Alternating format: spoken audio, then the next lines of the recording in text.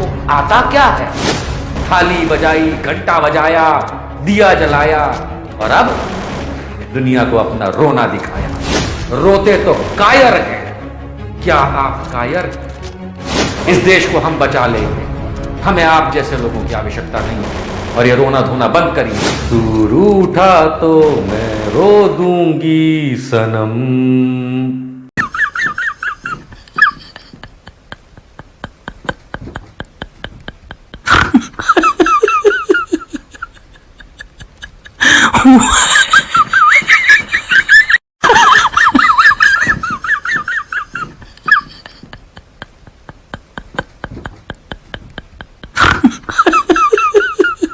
नमस्कार, सत श्री अकाल, सलाम, हेलो आप सभी लोगों को। भाइयों, कैसे हैं आप लोग? ठीक हैं? आज की इस वीडियो में लेके चल रहा हूं मैं आपको निशांत वर्मा सर जी की ओर।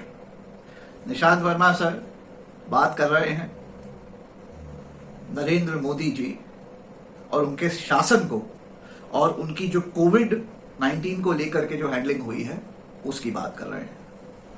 निशांत वर्मा जी सुझाव दे रहे हैं नरेंद्र मोदी जी को कि रिजाइन कर दीजिए, वरना इस देश की जनता को और भी पीसफुल तरीके आते हैं आपसे रेजिग्नेशन लेने का।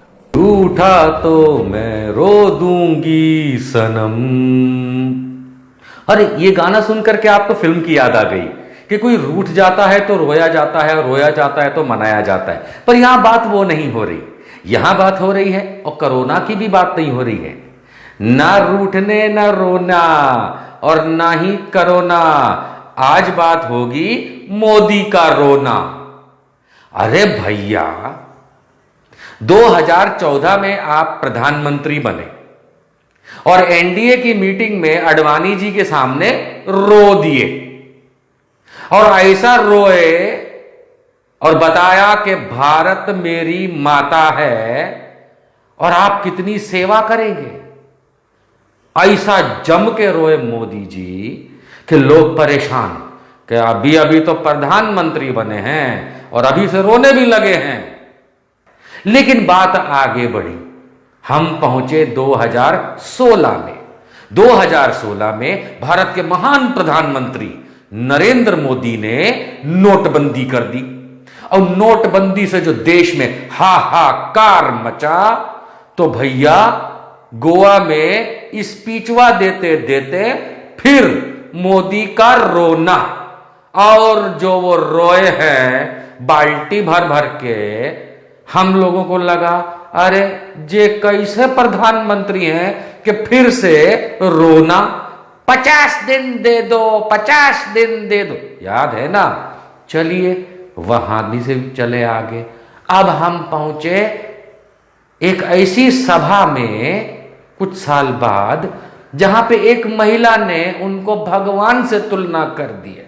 अब मोदी जी समझ गए कि जे गलत होगा वो, फिर रोना। मोदी जी, आप अडवाणी जी के सामने रोए। अरे ऐसे कोई बिलख के रोता है क्या? आप देश को बदहाल करके, नोटबंदी करके जब समझ गए कि गलत हुआ तो फिर रोना। ये भैया बहुत सही है कि एक तो देश को बेवकूफ बना दो और फिर रोना शुरू कर दो। और फिर उस महिला ने कह दिया कि जन औषधि के चलते हमारे 5,000 की जगह 1,500 रुपया में आप इलाज कर देते हैं तो आप उनके लिए भगवान स्वरूप हो गए। मोदी जी फिर रो दिए। कमाल है। लेकिन बात यहां खत्म नहीं होती दोस्तों।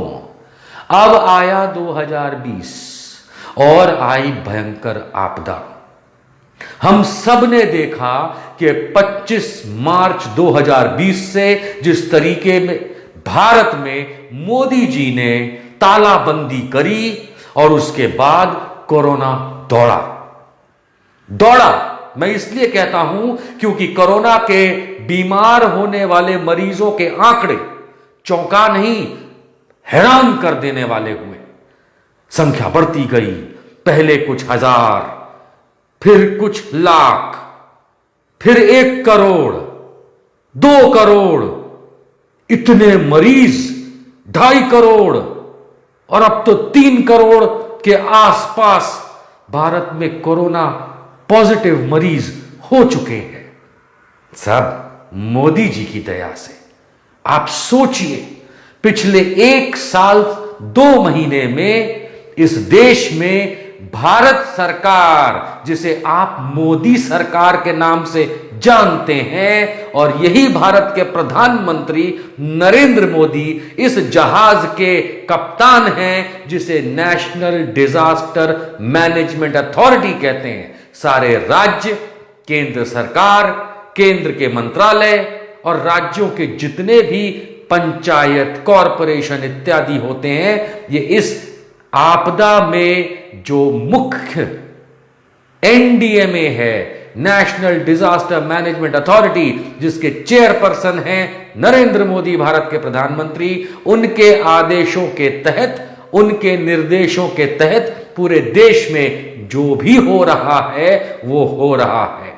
कहीं कुंभ हो रहा है, कहीं 4 धाम यात्रा हो रही है, कहीं चुनाव हो रहा है, खुद रैलियों में भाग ले रहे हैं। उससे पहले डोनाल्ड ट्रंप के लिए नमस्ते ट्रंप हो रहा है, बीच में सरकारें बदली जा रही हैं, यानी राजनीति अपना परचम लहरा रही है और कोरोना रेस दौड़े जा रहा है, दौड़े जा रहा है, दौड़े जा रहा है।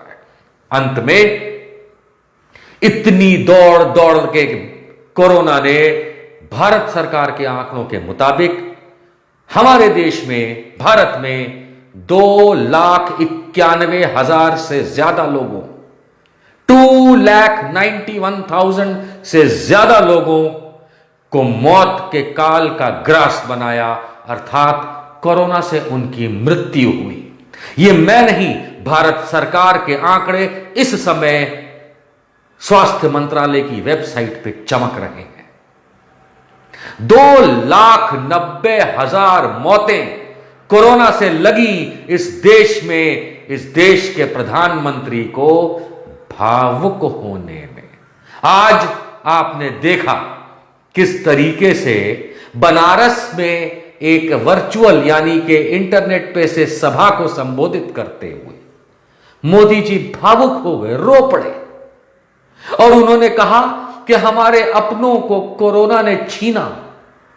मोदी जी भारत के प्रधानमंत्री हैं, आपका काम सिर्फ रोना नहीं है, आपका काम, कर्तव्य, उद्देश्य देश को संभालना होना चाहिए। रोते तो कायर हैं, क्या आप कायर हैं? और सवाल ही नहीं उठता कि आप जिस तरीके की बात करते हैं उसको कोई मान ले। कोरोना ने हमारे परिजनों को और अपनों को नहीं छीना। आप नेशनल डिजास्टर मैनेजमेंट अथॉरिटी के चेयरपर्सन, क्योंकि यह आपदा का कानून आपने 25 मार्च 2020 से लगाया और आज भी लगा हुआ है। इसमें आपके निर्देशों के मुताबिक इस देश में स्वास्थ्य सेवाएं जिन हालातों में है आपके सामने है। मुझे ऑक्सीजन से लेके, दवाइयों से लेके, अस्पतालों की हालत से लेके, बिस्तर से लेके, और यहां तक के जिस तरीके से अस्पताल में आप जिन्हें कोरोना वॉरियर कहते हैं, ऐसे डॉक्टर और नर्सों के क्या गुण गाऊं। आपने तो इस हालात में देश को ला दिया मोदी जी कि 2,90,000 से ज्यादा लोगों की मृत्यु होने के बाद आप भावुक हुए। क्या आप 50 लाख लोगों के मरने पे कुछ समझदारी का काम करेंगे क्या? आप कर क्या रहे हैं? आपकी अव्यवस्था, देश में जो हालात हैं, जिस वजह से परिजन आपके और हमारे मृत्यु पा रहे हैं, वो भारत सरकार अर्थात मोदी सरकार और एनडीएमए के चेयरपर्सन नरेंद्र मोदी की कमियों, मिसमैनेजमेंट, गलत गाइडेंस, गलत निर्देश की वजह से हो रहा है। उतने लोग अस्पताल में ऑक्सीजन की कमी की वजह से नहीं मृत्यु पाते जितने अस्पताल के बाहर या घर में स्वास्थ्य सेवाएं आपकी तरफ से ना मुहैया कराने की वजह से मृत्यु पाते हैं। और आप रोते हैं, शर्म नहीं आती? कायरों की तरह रोने के बजाय आपको आता क्या है? 2014, 2016, 2018, 2020, 2021, बस एक ही, नो कोरोना, ओनली मोदी का रोना। ऐसे देश नहीं संभलता, ऐसे देश नहीं संभाला जाता। ये नेता के निशान नहीं है, ये उस कायर के निशान है जो एक हारा हुआ, थका हुआ, हार मान चुका एक वो व्यक्ति है जिसे पता ही नहीं है देश को संभालना कैसे।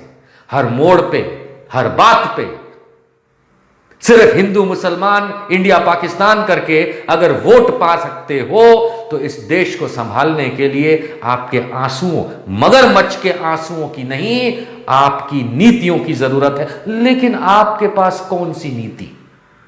भारतीय जनता पार्टी के पास ना कोई चाल है, ना चरित्र है, ना नीति है। लोग मरते हैं तो मरने दो, आपका क्या जाता है? क्योंकि अगर जाता तो इस देश की यह परिस्थिति नहीं होती। पिछले साल लॉकडाउन लगा 2020 में, तालाबंदी हुई, और इस साल जो हालात हैं अप्रैल और मई में, इसके बीच आप लोगों ने देखा होगा किस तरीके से मोदी जी ने संसद में खड़े होकर के, पार्लियामेंट में खड़े होकर यह कहा था कि भगवान की कृपा है कि दुनिया हिल गई और भारत बच गया। ये बच गया। आप शुरू से झूठ बोलते हैं। आपने संसद में झूठ बोला कि भारत बच गया, क्योंकि अगर कोरोना से भारत बच गया होता तो आज आपको भावुक होके रोना नहीं पड़ता। यही बात बताती है दोस्तों, भारतवर्ष को यह समझ जाना चाहिए कि यह व्यक्ति नरेंद्र मोदी प्रधानमंत्री की कुर्सी के लायक नहीं है। वोट मिलने से आप प्रधानमंत्री बन सकते हैं, बन चुके हैं, एक नहीं दो बार, लेकिन देश को जिस दुर्दशा में लाके खड़ा किया है आपने, इसमें आपके रोने से काम नहीं चलेगा। जरा सी भी इज्जत अगर इस देश की है, 2014 की स्पीच मुझे याद है जिसमें आपने आडवाणी जी को कहा था कि भारत आपकी माता है और भारत माता को इस तरीके से संभाला जाता है कि वहां पे 2,90,000 मौतों के बाद आप ये नाटक करेंगे कि आप भावुक हैं। शर्म आनी चाहिए, और शर्म ना आती हो तो भारत आपको शर्म लाके दिखाएगा। प्रेम पूर्वक ये रोना गाना बजाना बंद करिए। थाली बजाई, घंटा बजाया, दिया जलाया, और अब दुनिया को अपना रोना दिखाया। शर्म करिए नरेंद्र मोदी। अगर देश संभाल नहीं सकते हैं तो जैसे घर छोड़ दिया था ऐसे देश छोड़ दीजिए, नहीं तो कम से कम प्रधानमंत्री की कुर्सी छोड़ दीजिए। इस देश को हम बचा लेंगे। हमें आप जैसे लोगों की आवश्यकता नहीं है। और ये रोना धोना बंद करिए। इस रोने धोने पे जग हंसता है, लोग हंसते हैं। हो सकते हैं कुछ अंध भक्त आपके जो आपके इस रोने को लेके खुद रोना शुरू कर दें। अच्छा है, रो और निकलो। ये देश हम संभाल लेंगे प्रेम पूर्वक। हम सब भारतीयों की तरफ से नरेंद्र मोदी जी प्रेम पूर्वक कुर्सी छोड़ दीजिए, हम लोग ये देश संभाल लेंगे। वरना हमको कुर्सी से हटाना भी आता है, क्योंकि 2,90,000 से अधिक कोरोना मृत्यु अब ये देश नहीं सहेगा। हाँ जी, तो ये थे निशांत वर्मा सर।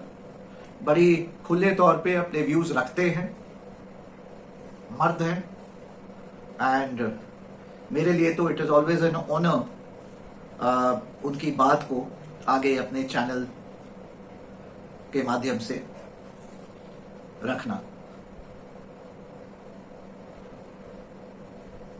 ये वीडियो पसंद आया होगा भाइयों, तो इसको ज्यादा से ज्यादा लाइक और शेयर करिएगा। चैनल पे अगर नए हैं तो सब्सक्राइब करना ना भूलिएगा। मिलते हैं एक और वीडियो में जल्दी। जय हिंद और जय भारत।